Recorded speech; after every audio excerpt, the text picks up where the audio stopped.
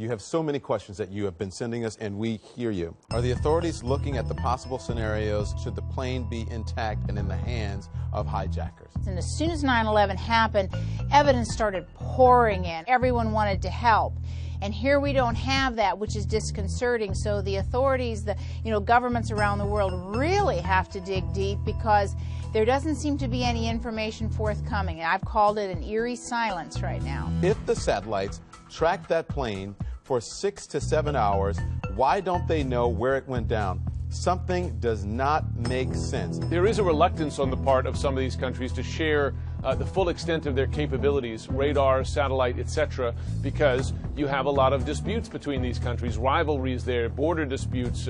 Some of them have fought wars against each other. They don't want to make it exactly clear how far and how clearly their satellites see, and how extensive and how well monitored their radars are. Is it possible someone stole the plane to use later on or in a terror attack, and they wanted us to all believe it crashed in the ocean? Yes, that's possible, but there's so many possibilities. I mean, that we just have to put this on a long list. How is it possible for a plane to simply vanish? Seems like a magician's trick. Well, actually, when planes cross the ocean, they often vanish. We depend upon primary radar, and when the radar doesn't cover it, they vanish. I would have to say that if it went down in the ocean, we may not find it for a long time, if ever. Hopefully it went down someplace on land. We've got a much better chance there.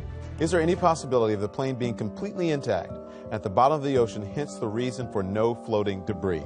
It's hard to imagine a scenario in which you ditch or crash in the ocean and there isn't some trace left. Could pilot depressurize plane to cause passengers to pass out? They can deprive the cabin of oxygen, and they don't have to do it for a very long time, because you just cannot survive but just a matter of minutes without oxygen.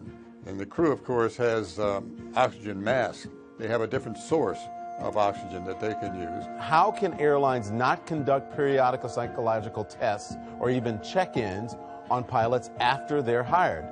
Couldn't hurt. Right now, it's up to the pilot to come forward and say, I have a mental health issue, I need help, I'm depressed, etc. He says that's not the way to do it. Who in their right mind would just come forward and say, yes, I need help, I can't fly a plane, when it puts their career and their financial future in jeopardy?